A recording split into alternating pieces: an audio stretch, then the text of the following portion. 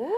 Alors, vous êtes venu nous présenter La Châtaigneraie. Oui. Alors, on va apporter une précision sur laquelle vous y tenez énormément, c'est que c'est une entreprise et non pas une association. C'est bien ça? Oui, c'est une entreprise qui a été créée en 2013 avec le statut d'une entreprise comme une entreprise lambda, avec simplement la particularité de salarier des personnes porteuses de handicap.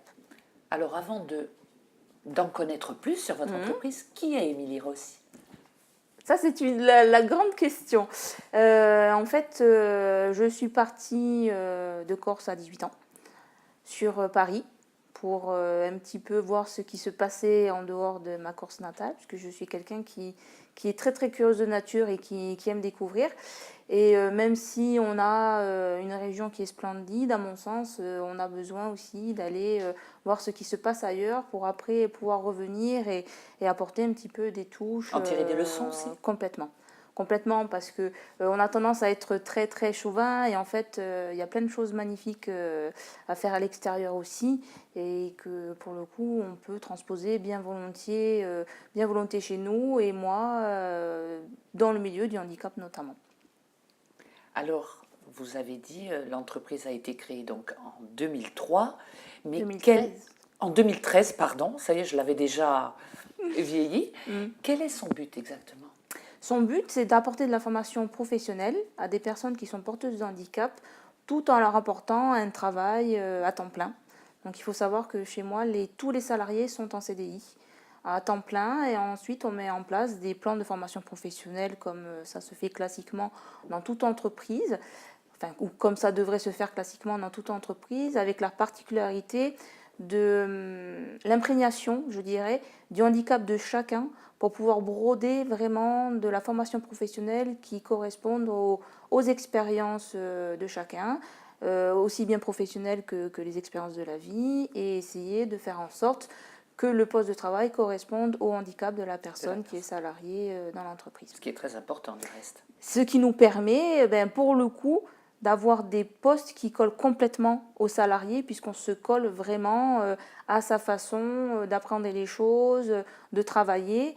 Et on a tendance à croire qu'avec des personnes qui sont porteuses de handicap, on va avoir moins de rendement, moins de rendement ou de la main-d'œuvre de moins de qualité. Et au final, on se rend compte qu'on travaille avec des gens qui sont sensationnels et peut-être encore plus méticuleux, non? Beaucoup plus méticuleux parce qu'ils veulent vraiment montrer que même s'ils sont porteurs de handicap, ils sont tout aussi capables qu'une personne dite normale. Alors, je déteste les stéréotypes et les guillemets, mais malheureusement, on est dans une société où il faut toujours, où on standardise beaucoup les choses, donc il faut que tout le monde rentre dans des cases.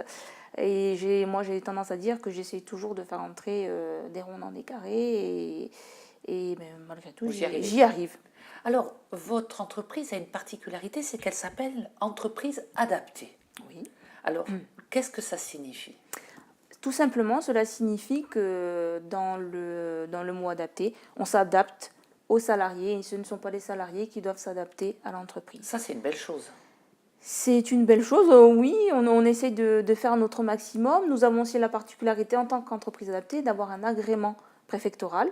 Donc c'est un contrat qu'on passe avec les services de l'État qui est valable 3 ans et qui, au bout de 3 ans, est renouvelé ou pas. Alors comment est-ce que l'on fait pour que cet agrément-là soit renouvelé? Tout simplement, il faut bien travailler. Donc nous, notre agrément a déjà été renouvelé une fois. Donc ça veut dire qu'on a fait notre job comme il faudrait qu'on le fasse. Qu'est-ce que vous appelez on a bien travaillé? C'est-à-dire que c'est le rendement de votre activité, on va en parler un peu plus tard, de ce que vous produisez en tant que, je dirais, produits qui sortent de votre entreprise, ou c'est le travail manuel qu'effectuent les personnes handicapées? Les services de l'État jugent pour le coup ma capacité au niveau de l'encadrement des personnes porteuses de handicap. Donc quand notre agrément est renouvelé, on est vraiment apprécié sur ce domaine-là. Après, la notion de rentabilité, ce n'est pas quelque chose qui va entrer en ligne de compte dans le renouvellement de l'agrément, c'est vraiment l'encadrement qui est apporté au sein de la structure qui fait que cet agrément-là va être renouvelé ou pas. On peut avoir des structures qui vont bien fonctionner, mais qui ne vont pas forcément prendre en considération leurs salariés qui sont porteurs de handicap, et ces structures-là ne vont pas avoir leur agrément qui va être renouvelé. Nous, ce n'est pas notre cas parce que même si on est une entreprise qui commence à bien fonctionner, la priorité est toujours laissée au confort du salarié au sein de la structure. Vous êtes combien, parce que vous dites nous, Ah vous oui. êtes combien à travailler, déjà à encadrer toutes ces personnes au Alors, sein de l'entreprise? nous sommes 9 salariés. Dans ces 9 salariés, j'ai 6 salariés qui sont porteurs de handicap. Et au niveau de l'encadrement, je suis seule. Vous avez subi une formation pour savoir comment gérer, ou ça a été de vous-même dire, voilà, je me rends bien compte que tel salarié doit être à ce poste-là et pas à un autre? Alors en fait, j'ai travaillé dans une structure similaire sur le continent pendant 5 ans. Donc j'ai fait un petit peu... D'où le bénéfice donc voilà, du d'où le passage bénéfice, sur le continent. exactement, le transfert de compétences de la métropole à la Corse.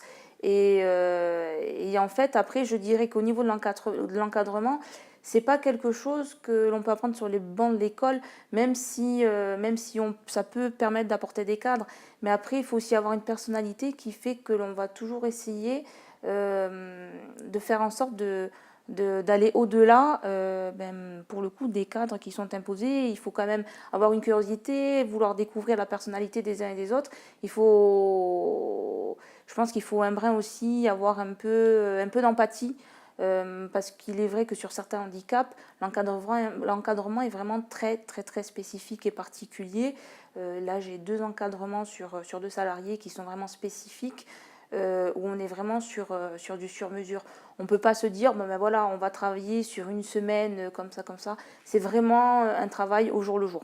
On ne peut pas planifier les choses sur lesquelles on va travailler. On a des personnes qui ont du handicap psychique, et sur l'handicap psychique, on va vraiment avoir un comportement qui va être très, très aléatoire.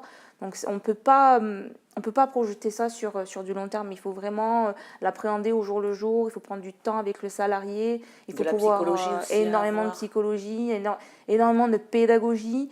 Il faut déceler les petits signes qui font que la personne va s'isoler. On va essayer de déceler aussi dans son vocabulaire quand elle discute avec ses collègues ou avec des interlocuteurs les moments où ça va bien, où ça va moins bien, où ça va mieux, et toujours essayer de tirer ces personnes-là vers le haut. On a un exemple avec un téléacteur, donc c'est une personne qui en ce moment fait un petit questionnaire auprès des mairies en Corse pour voir s'ils ont coutume de travailler avec des structures comme la nôtre.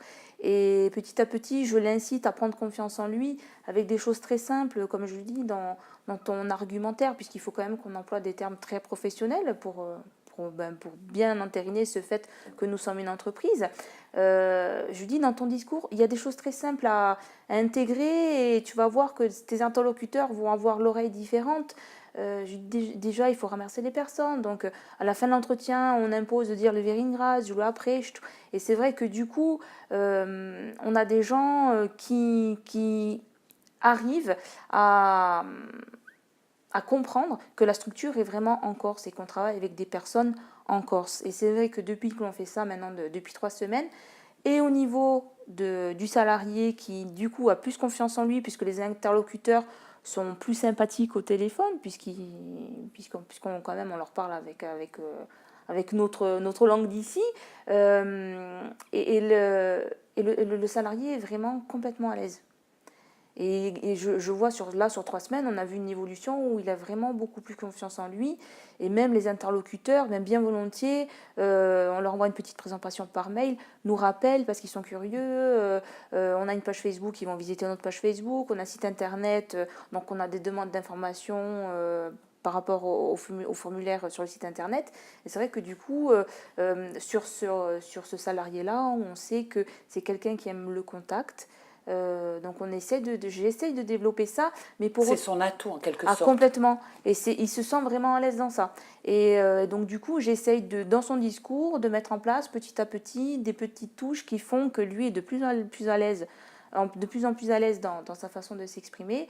Et du coup, on voit quelqu'un qui a complètement changé en 3 semaines. Maintenant, on n'est pas à l'abri qu'il y ait une rechute ou des choses comme ça. Donc ça, c'est mon rôle à moi, d'être vigilante justement à ce niveau-là. Mais du coup, avec ce salarié-là, on est vraiment sur du sur-mesure et du sur à la carte. Et c'est super intéressant. Humainement, c'est super intéressant. Et même pour l'entreprise, c'est valorisant parce que voilà, d'avoir un interlocuteur qui arrive justement à vendre votre entreprise en quelque sorte. Exactement. Donc c'est vrai que du coup, on se rend compte que la Châtaigneraie, on a aussi bien fait notre travail au niveau de la qualité des produits que l'on propose.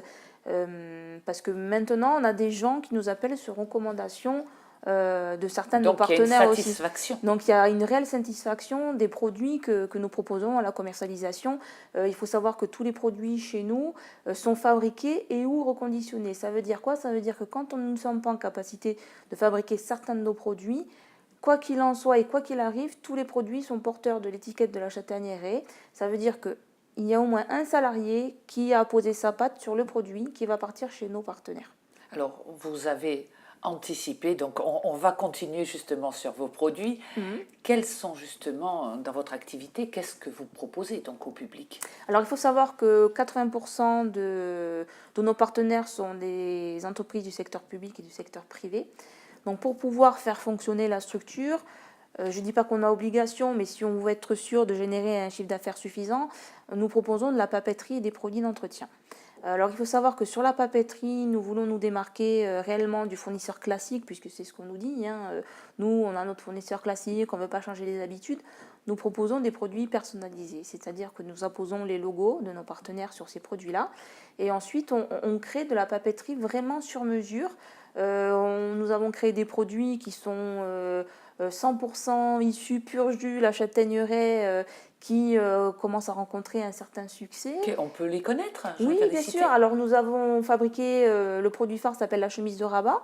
Donc la chemise de rabat, nous partons sur une chemise classique, simple, sur laquelle nous imprimons le logo de notre partenaire et nous venons y apposer 2 rabats qui sont découpés manuellement et encollés manuellement.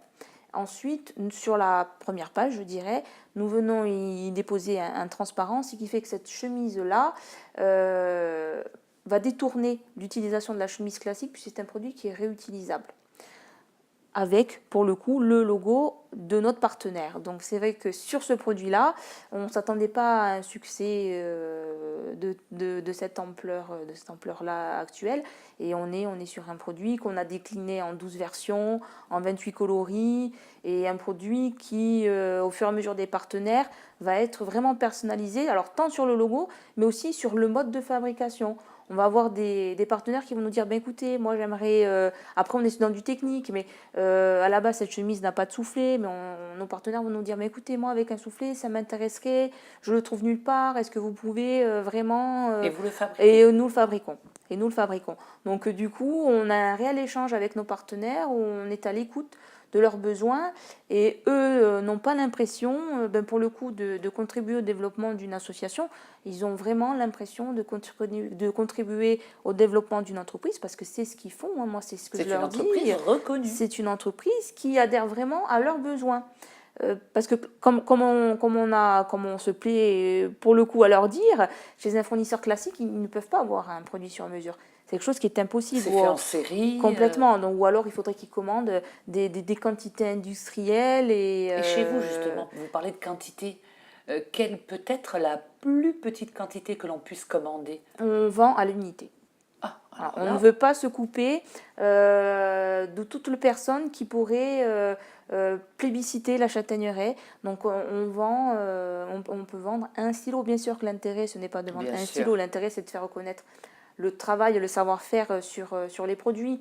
Mais on essaye d'avoir pour autant une gamme très très très variée qui puisse nous permettre de travailler avec tout type de structure. Il faut savoir que grâce à notre agrément d'entreprise adaptée, les entreprises de plus de 20 salariés et les entreprises du secteur public ont des avantages fiscaux en commandant chez nous. Donc ça aussi, c'est un argument qui pèse lourdement dans la balance, parce qu'il faut savoir que les entreprises de plus de 20 salariés ont une obligation d'embauche. Au niveau des personnes qui sont porteuses de handicap, elles ont l'obligation d'embaucher au minimum 6% de leur effectif.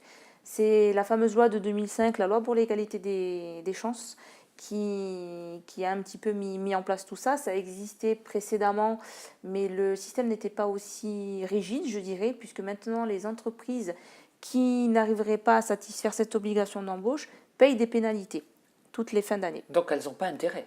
Donc elles n'ont pas intérêt à le faire et nous, on intervient en déduction de cette taxe-là, justement par rapport aux produits que nos partenaires seraient susceptibles d'acheter chez nous. Mais pour autant, on sait, parce qu'à la châtaignerie, on essaie toujours d'avoir 1 ou 2, même voire 3 wagons d'avance. On sait très bien que sur la papeterie, on est sur un marché qui va, à moyen terme, arriver à saturation. Vous avez déjà une idée donc de reconversion? on a déjà anticipé sur d'autres produits, sur des produits qui se colleraient plus vers les particuliers. Donc tout ça est en développement. On continue à garder nos gammes de papeterie produits d'entretien. On travaille aussi énormément avec les administrations. On sait que au vu de la conjoncture économique, les dotations de l'État vont diminuer, ont déjà pas mal diminué et vont continuer à diminuer. Donc nous n'avons pas intérêt, si on souhaite pérenniser la structure, de mettre tous nos œufs dans le même panier en définitive. Donc quand j'ai créé la structure, nous étions sur de la papeterie, des produits d'entretien.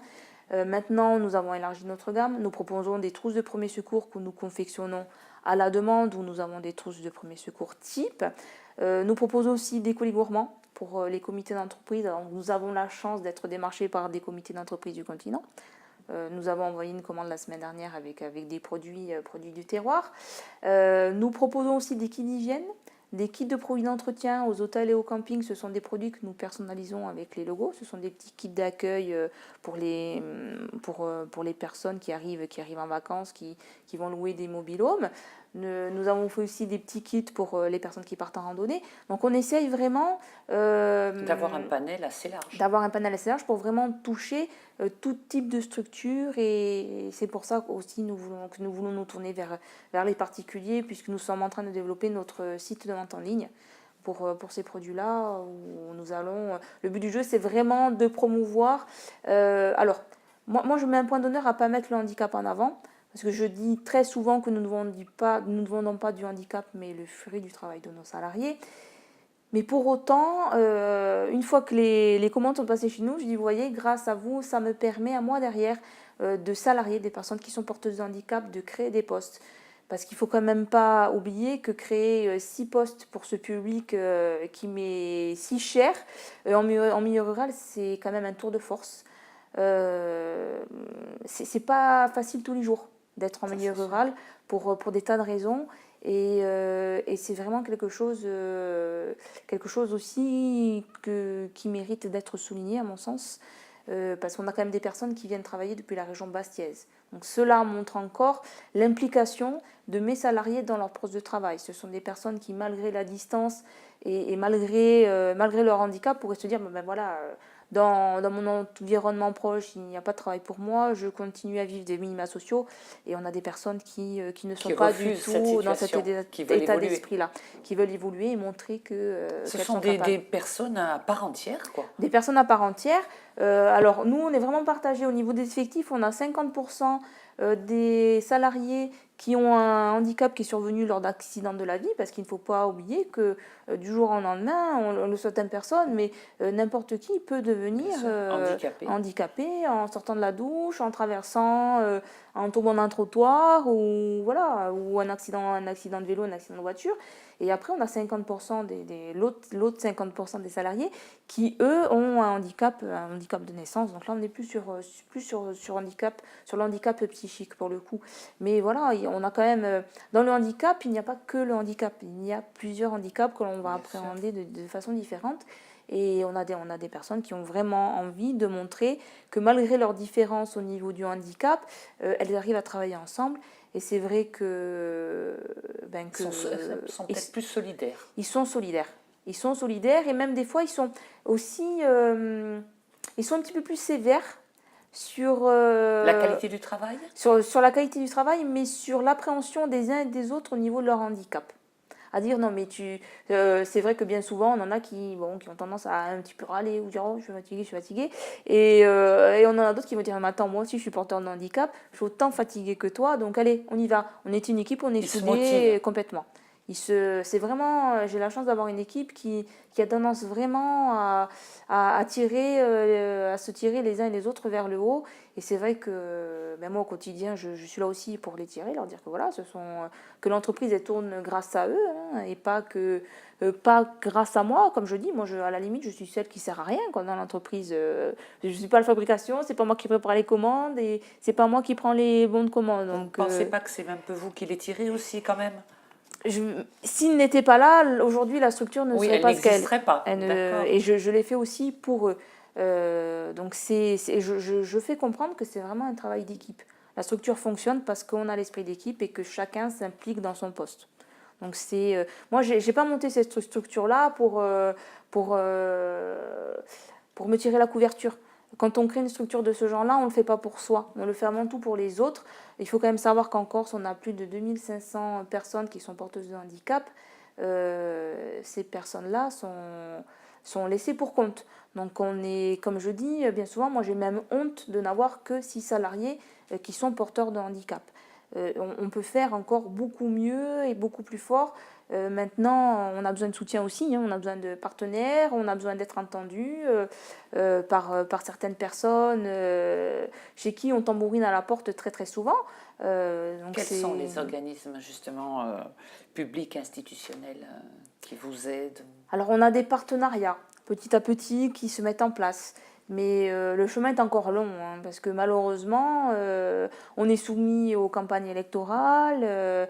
On sait très bien que quand on travaille avec les mairies, quand on est en phase d'élection municipale, pour nous, la mise en place de partenariats est très très très compliquée. Mais c'est pas propre à nous, à la Corse, c'est vraiment propre à toutes les communes sur le territoire national. Hein. Donc c'est vrai qu'on a aussi un petit peu, c'est pour ça qu'on veut vraiment se couper de cette priorité que l'on donne aux administrations. On veut vraiment se développer avec d'autres entités, d'autres structures. Donc petit à petit, voilà, on met des partenariats sur des produits vraiment divers. On a réussi à mettre en place des partenariats avec l'Office de l'environnement sur les trousses de premier secours, par exemple, et avec l'Office hydraulique, on va être vraiment sur cette chemise de rabat qui a un succès auquel on ne s'attendait pas. D'autant plus que ça nous demande beaucoup de travail, puisqu'on on découpe ça avec un cutter. C'est comme les défilés de mode finalement. Vous faites les défilés complètement. de produits locaux, alors fait main. Complètement. On innove, on sort des nouveaux coloris. Donc, comme on est très actif sur les réseaux sociaux, dès qu'on sort un nouveau coloris, tout le monde nous dit ah, moi j'en veux, moi j'en veux, moi j'en veux. Donc là, on est un peu entre deux eaux et on est en phase de recrutement, puisqu'on va essayer de recruter une personne, voire 2 personnes avant la fin de l'année. Donc tout ça. Donc c'est une satisfaction aussi. Ah, énormément. D'augmenter le quota du personnel. C'est une énorme satisfaction de pouvoir se dire bon ben voilà, pour le coup je sers à quelque chose, j'arrive à faire en sorte de sortir ce public-là de la précarité, puisqu'il ne faut pas quand même oublier que la plupart du public porteur de handicap est un public qui est en situation de précarité extrême. Si nous avons des personnes qui touchent les minima sociaux, hein, pour la plupart, ce sont des personnes qui sont en RSA et qui, en fonction de leur handicap, vont avoir des pensions, mais on va être dans des montants vraiment minimes. On est très très loin d'atteindre ne serait-ce que par exemple un SMIG. Voilà. Et quel statut a justement chez vous le travailleur handicapé? Ce sont des salariés de droit commun, en CDI à temps plein. Donc, et tout comme tout le monde. Quelle est leur rémunération? Alors le SMIC de base, hein, comme toute entreprise, avec quelques avantages qui sont mis dans la structure. Donc on avoisine les 1 200 € net par mois.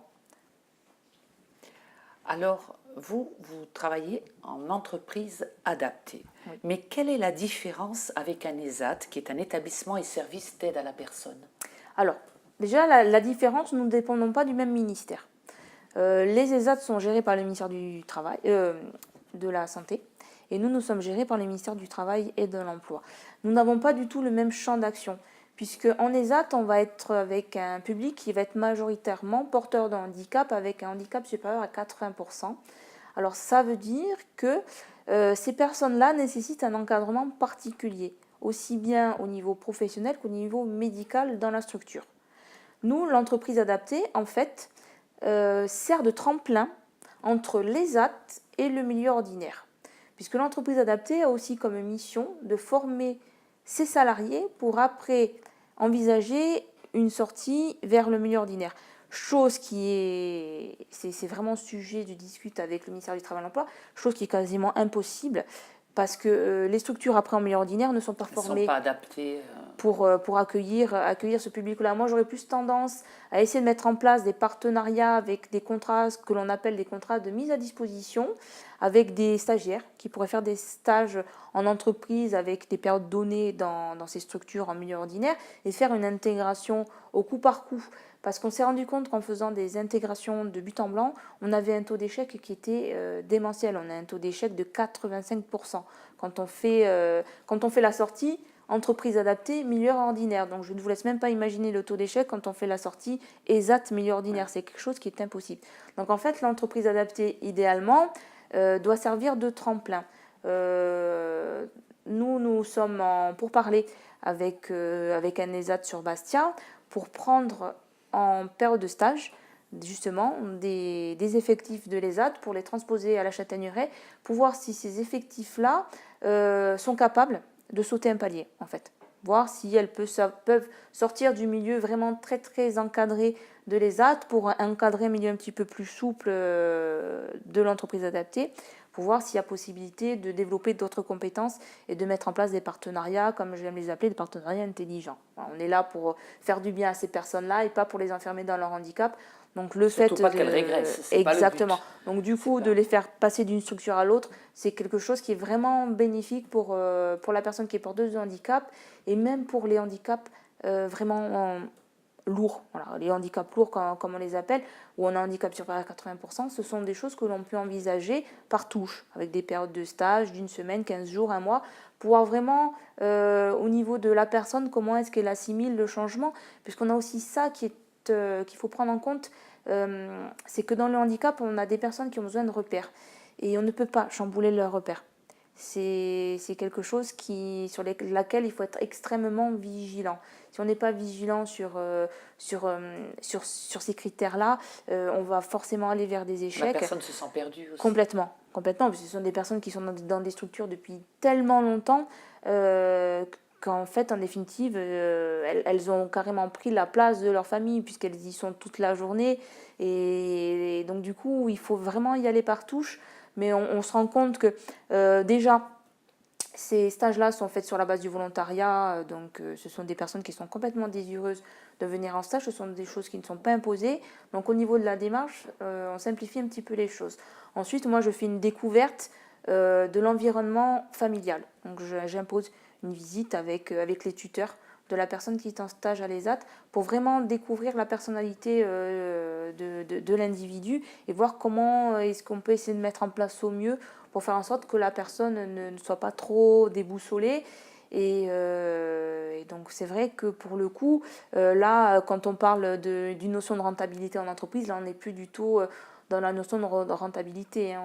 Il ne faut quand même pas oublier qu'on est un acteur social. Nous faisons partie aussi du milieu de l'ESS. Ce n'est pas pour rien. Nous sommes aussi une entreprise solidaire parce que nous sommes un entrepreneur social.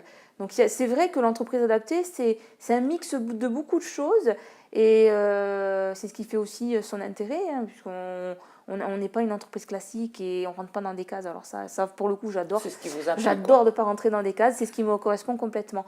Et on est vraiment on met vraiment en avant, et la priorité, c'est vraiment l'individu, et chose qui manque cruellement à la société d'aujourd'hui. On est vraiment axé sur l'individu et sur ses compétences et sur sa personnalité. Et on ne peut que, comme je dis, on ne peut que tous grandir. Voilà, en prenant vraiment en compte ces critères-là. Alors Émilie, on va arriver au terme de notre émission. En quelques mots, si on veut un complément d'information, on s'adresse où ? On s'adresse à la Châtaigneraie, tout simplement. Alors, nous sommes joignables au 09 83 82 28 16. Nous avons une page Facebook, La Châtaigneraie Ponteno, tout simplement. Un site internet, ehchâtaigneraie.com, ou par mail contact@ehchatagneraie.com et vous aurez au téléphone Corinne, ma charmante assistante et secrétaire, qui saura apporter réponse à vos questions ou moi-même, je répondrai à vos questions bien volontiers. Alors Émilie Rossi, merci et on souhaite longue vie donc à la Chatagneraie, d'être venue nous expliquer comment vous travaillez donc dans votre entreprise et avec quel personnel. Et quant à moi, je vous dis à une prochaine fois.